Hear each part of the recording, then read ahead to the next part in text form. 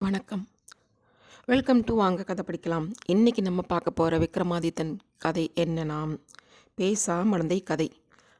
அதாவது குணவதி கிழவனை போய் பார்க்க சொன்ன பேசா மடந்தை. வாங்க கதைக்குள்ளே போகலாம்.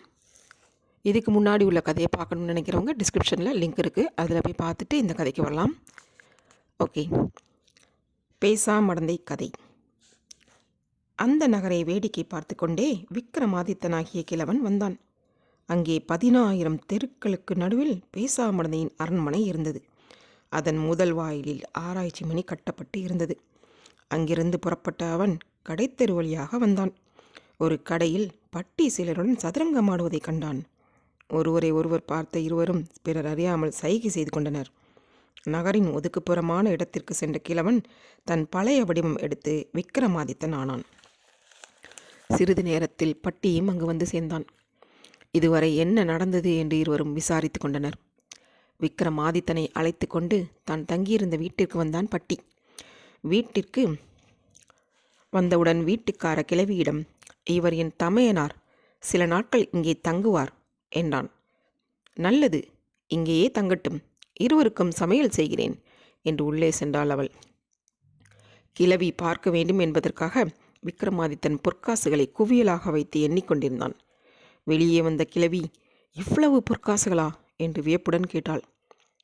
பாட்டி, பேசா மடந்தையை திருமணம் செய்து கொள்ள என் தமையனார் வந்திருக்கிறார். போட்டியில் கலந்து கொள்வதற்காக 1000 பொற்காசுகளை தனியே எடுத்து வைக்கிறார் என்றான் பட்டி. ஐயோ, இந்த முயற்சியில் இறங்க வேண்டாம். உங்களை பார்த்தால் என் மகன்களைப் போல இருக்கிறீர்கள். அந்த பேசா மடந்தையை பற்றி எனக்கு நன்கு தெரியும். இதுவரை எத்தனையோ நாட்கள் நாட்டு அரசர்கள் போட்டியில் கலந்து தோற்று மொட்டையடிக்கப்பட்டு அவமானத்துடன் திரும்பினார்கள். அந்த நிலை உங்களுக்கு வர வேண்டாம். போட்டியில் வெல்வது இயலாத செயல் என்றாள் கிழவி. பாட்டி, போட்டி அவ்வளவு கடுமையானதா? பேசாமடந்தை எப்படி எல்லோரையும் தோற்கடிக்கிறாள்? உங்களுக்கு ஏதாவது தெரிந்திருந்தால் சொல்லுங்கள் என்று கேட்டான் பட்டி. எனக்கு தெரிந்ததை சொல்கிறேன் என்ற அவள், கோட்டைக்குள் இருந்து பேசாமடந்தையின் அரண்மனைக்குள் நுழைய 10 வாயில்கள் உண்டு. முதல் வாயிலில் ஆராய்ச்சி மணியும் வீரர்களும் இருப்பார்கள்.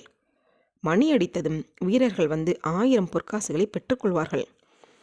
பின்பு விருந்து பரிமாறப்படும். அதில் வெந்த சோறும் வேகாத சோறும், உரித்த பழங்களும் உரிக்காத பழங்களும் இருக்கும். அதை உண்ண வேண்டும். 2ஆம் வாயிலில் 3 பதுமைகள் உண்டு.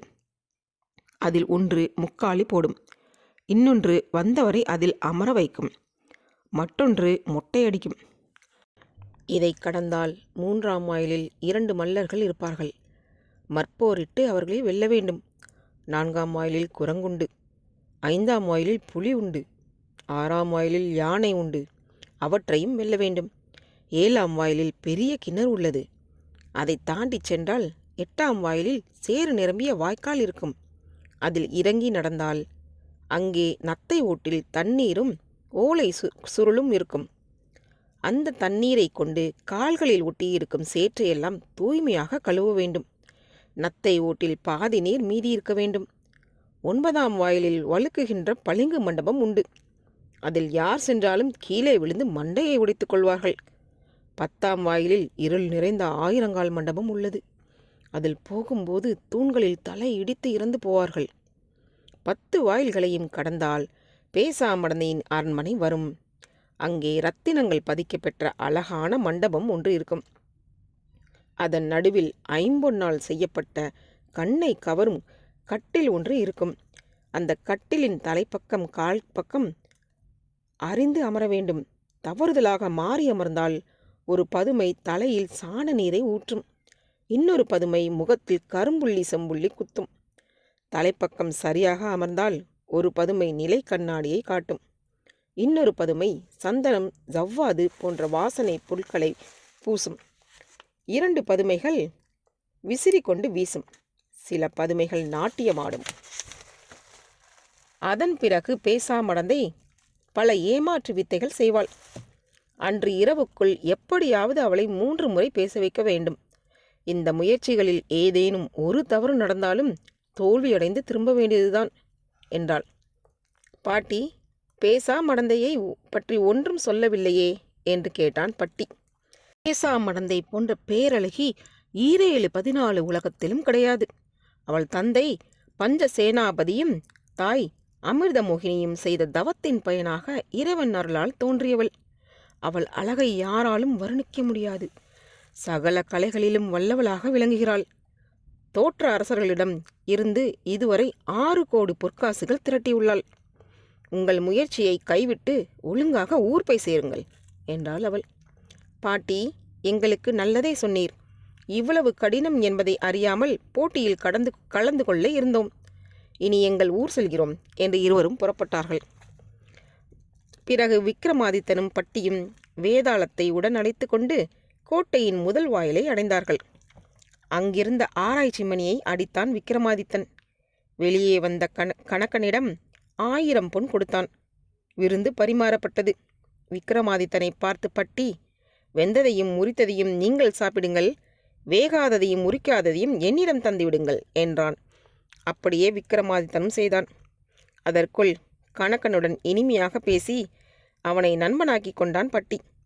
அவன் கையை பிடித்து கொண்டே புறப்பட்டான்.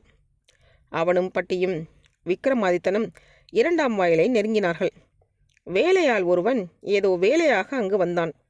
பட்டி கோபத்துடன், நாங்கள் வரும்போது நீ விலகக்கூடாதா என்று அவனை 2ஆம் வாயிலுக்கு தள்ளிவிட்டான். உடனே ஒரு பதுமை அவனுக்கு முக்காலி போட்டது. இன்னொரு பதுமை அமர வைத்தது. 3ஆம் பதுமை மொட்டையடித்தது. 3ஆம் வாயிலின் அருகே வந்ததும் கணக்கனை அதற்குள் தள்ளிவிட்டான் பட்டி. அங்கிருந்த மல்லர்கள் கணக்கனுக்கு குத்தும் முதையும் கொடுத்தனர். பட்டியும் விக்ரமாதித்தனும் 4ஆம் வாயிலை அடைந்தார்கள்.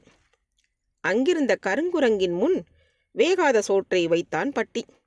அதை தின்னாமல் முகர்ந்து பார்த்தது குரங்கு. அரசே, இது உயிருள்ள குரங்கு அல்ல, இயந்திர குரங்கு என்றான். உடனே வேதாளம் அந்த குரங்கை அடித்து நொறுக்கியது. 5ஆம் வாயிலில் புலி உரிமிக்கொண்டே அவர்களின் அருகில் வந்தது. அதன் எதிரில் வேகாத இறைச்சியை வைத்தான் பட்டி. புலி அதை உண்ணவில்லை. அந்த இயந்திர புலியையும் அடித்து நொறுக்கியது வேதாளம். 6ஆம் வாயிலில் பெரிய யானை இருந்தது. கரும்பையும் பழங்களையும் அதன் முன் வைத்தான் பட்டி. அது எதையும் உண்ணவில்லை. அந்த இயந்திர யானையையும் வேதாளம் அடித்து வீழ்த்தியது. 7ஆம் வாயிலில் பெரிய கிணறு இருந்தது. இதை எப்படி கடந்து போவது என்று சிந்தித்தான் பட்டி. பக்கத்தில் கிடந்த கல்லை எடுத்து கிணற்றுக்குள் போட்டான். அந்த கல் இயந்திர பொறியை இயக்க பலகைகள் வந்து கிணற்றின் மேல் மூடிக்கொண்டன. பலகையின் மேல் நடந்து அந்த வாயிலை கடந்து 8ஆம் வாயிலுக்குள் நுழைந்தார்கள் அவர்கள். அங்கே சேறு நிறைந்த வாய்க்கால் இருந்தது. வேதாளத்தின் மீது பட்டி ஏறிக்கொண்டு அந்த வாயிலை கடந்தான். விக்ரமாதித்தன் சேற்றில் நடந்து மறுக்கரை ஏறினான். அங்கே நத்தை ஓட்டில் தண்ணீரும் ஓலை சுருளும் இருந்தன. அந்த ஓலை சுருளில் நத்தை ஓட்டில் உள்ள நீரில் பாதியை பயன்படுத்தி கால்களை தூய்மையாக கழுவ வேண்டும் என்று இருந்தது. அந்த ஓலை சுருளால் தன் காலில் ஒட்டியிருந்த சேற்றை வலித்தான். தான் அணிந்திருந்த வேட்டியின் ஒரு மூலையில் தந்தை ஓட்டிலிருந்து நீரை தொட்டான். அந்த துணியால் தன் கால்களை நன்றாக துடைத்து கொண்டான். நத்தை ஓட்டில் பாதி நீர் மீதி இருந்தது. 9ஆம் வாயிலை அவர்கள் அடைந்தார்கள். அங்கிருந்த மண்டபம் முழுமையும் பளிங்கால் செய்யப்பட்டு இருந்தது. மெழுகும் நெருப்பும் கொண்டு வா என்று வேதாளத்திடம் சொன்னான் விக்ரமாதித்தன். வேதாளம் கொண்டு வந்த மெழுகை காய்ச்சி தன் 2 பாதங்களிலும் தடவி கொண்டான் அவன். பிறகு மெல்ல நடந்து பளிங்கு மண்டபத்தை கடந்தான். வேதாளத்தின் மீது அமர்ந்த பட்டியும் அதை கடந்தான். 10ஆம் வாயிலுக்குள் அவர்கள் நுழைந்தார்கள். அங்கே இருண்ட மண்டபம் இருந்தது. அரசே, உள்ளே ஒரே இருட்டாக உள்ளது. வழி வளைந்து வளைந்து செல்லும் போல இருக்கிறது. குறுக்கே உள்ள எண்ணற்ற தூண்களில் மோதி தலை உடைத்து இறக்க வேண்டி வரும். அதனால் நான் வண்டு வடிவம் எடுத்து வேதாளத்தின் மேல் அமர்ந்து ஓசை எழுப்பிக் கொண்டே செல்கிறேன். அந்த ஓசையை பின்தொடர்ந்து வாருங்கள் என்று பட்டி வண்டு வடிவம் எடுத்து வேதாளத்தின் மேல் அமர்ந்தான். வண்டின் ஓசையை தொடர்ந்து சென்ற விக்ரமாதித்தன் எளிதாக அந்த மண்டபத்தை கடந்தான். அவன் கண்களுக்கு சிறிய வாயில் தோன்றியது. அந்த வாயிலை கடந்தான் அவன். எதிரில் கண்ணை கவரும் அழகான மண்டபமும் அதற்குள் 5 பொன்னால் செய்யப்பட்ட கட்டிலும் இருந்தன. வண்டாக இருந்த பட்டி தன் சொந்த வடிவத்திற்கு மாறினான். அரசே, இந்த கட்டிலின் தலைப்பக்கம் கால் பக்கம் அறிய வேண்டும். இந்த எலுமிச்சம் பழத்தை கட்டிலின் நடுவில் வையுங்கள். பழம் உருண்டோடும். பக்கம் கால் பக்கம் என்றான். விக்ரமாதித்தனும் அப்படியே செய்தான். பழம் உருண்டோடிய பக்கத்திற்கு எதிர்ப்பக்கம் தலைப்பக்கம் என்பதை அறிந்து அங்கே அமர்ந்தான். உடனே ஒரு பதுமை நிலைக்கண்ணாடி காட்டியது. இன்னொரு பதுமை சந்தனம் பூசியது. தாம்பூலம் தந்தது. சில பதுமைகள் இசைக்கருவிகள் வாசித்தன. சில பதுமைகள் அழகாக நாட்டியமாடின. அங்கே உறங்கிக் கொண்டிருந்த 1000 தாதியர்களும் பதுமைகள் செய்த பேரோசையை கேட்டு எழுந்தார்கள். கட்டிலில் ஒருவன் அமர்ந்திருப்பதை பார்த்த அவர்கள் அலறி அடித்துக்கொண்டு அமிர்தமோகினியிடம் வந்தார்கள். 10 வாயில்களையும் கடந்த ஒருவன் கட்டிலில் அமர்ந்திருக்கிறான். அவன் யார் என்று தெரியவில்லை என்றார்கள். இதை கேட்டு அமிர்தமோகினியும் பேசாமடந்தையும் சோகத்தில் ஆழ்ந்தார்கள். ஒருவாறு உள்ளம் தேறிய பேசாமடந்தை ஏதேனும் சூழ்ச்சி செய்து வந்தவரை வெல்வோம் என்று நினைத்தாள். தன் தோழி தீபநாயகிக்கு தன்னை போல ஆடை அணிகலன்களை அணிவித்தாள். 1000 தோழியர்கள் சூழ மேலத்தால் ஆரவாரத்துடன் அவளை அனுப்பி வைத்தாள். அழகு பதுமை போல வரும் அவளை பார்த்த விக்ரமாதித்தன், அவள்தான் பேசாமடந்தையா என்று வேதாளத்திடம் கேட்டான். அரசே, இவள் பேசாமடந்தையா என்பதை அறிய எளிய வழி உள்ளது. அவள் உள்ளே நுழைந்ததும் இங்கு எரிகின்ற தீபங்களின் தீயை நான் உள்ளுக்குள் இழுக்கிறேன். உடனே அவள் தன் விரல்களால் தீபங்களின் திரியை தூண்டுவாள். அதனால் அவள் கைவிரல்களின் எண்ணெய் படும். பக்கத்தில் இருக்கும் தோழியிடம் துணி வாங்கி தன் கையை துடைத்து கொண்டால் அவள் பேசாமடந்தை. அதற்கு மாறாக எண்ணெய் பட்ட விரல்களை தன் தலையில் துடைத்து கொண்டால் அவள் தோழி பெண் என்றது வேதாளம். திட்டப்படியே விளக்கின் திரி உள்ளுக்குள் இழுக்கப்பட்டது. உடனே தன் கை விரல்களால் விளக்கின் திரியை தூண்டினாள். தீபநாயகி எண்ணெய் பட்டிருந்த தன் கைவிரல்களை தலையில் துடைத்து கொண்டாள். இதை பார்த்த விக்ரமாதித்தன், தோழி பெண்ணே, என்னை ஏமாற்ற முயல வேண்டாம் என்று உன் தலைவி பேசாமடந்தையிடம் சொல். அவளையே இங்கு வர சொல் என்றான். ஏமாற்றத்துடன் திரும்பிய தீபநாயகி நடந்ததை அப்படியே சொன்னாள். பேசாமடந்தை இன்னொரு தோழிக்கு அலங்காரம் செய்து மேலதாள வேடிக்கையுடன் அனுப்பி வைத்தாள். இப்பொழுது வருகின்றவள் பேசாமடந்தையா என்று வேதாளத்திடம் கேட்டான் விக்ரமாதித்தன். அரசே, அவள் உங்களுக்கு உணவு பரிமாற வரும்போது கிண்ணத்தில் உள்ள நெய்யை நான் கவிழ்த்து விடுகிறேன். வேறு நெய் கொண்டு வர சொன்னால் அவள் பேசாமடந்தை. அந்த நெய்யையே மீண்டும் வலித்து கிண்ணத்தில் விட்டால் அவள் தோழி பெண் என்றது வேதாளம். அவள் விக்ரமாதித்தனுக்கு உணவு பரிமாற வந்தாள். கிண்ணத்தில் உள்ள நெய்யை வேதாளம் கவிழ்த்தது. உடனே அவள் தரையில் விழுந்த நெய்யை மீண்டும் வலித்து கிண்ணத்துக்குள் சேர்த்தாள். தோழி பெண்ணே, நீ ஓடி சென்று அந்த பேசாமடந்தையே இங்கு வர சொல். என்னை ஏமாற்ற முடியாது என்பதை அவள் இப்பொழுது புரிந்து கொண்டிருப்பாள் என்றான் விக்ரமாதித்தன். தலை கவிழ்ந்தபடியே திரும்பிய அவள் பேசாமடந்தையிடம் நடந்ததை சொன்னாள். திகைத்த அமிர்தமோகினி, மகளே, வந்திருப்பவன் மிகுந்த வல்லமை உடையவன். இல்லாவிட்டால் 10 வாயில்களை கடந்து வந்திருக்க முடியாது. மேலும் ஏமாற்ற முயன்றால் கோபம் கொள்வான். என்ன நடக்குமோ தெரியாது. அதனால் நீயே இந்த முறை செல்ல வேண்டும். நாம் வெற்றி பெறுவது உன் கையில்தான் உள்ளது. இன்று இரவுக்குள் நீ 3 முறை பேசாமல் இருந்தால் அவன் தோற்றுவிடுவான் என்றாள்.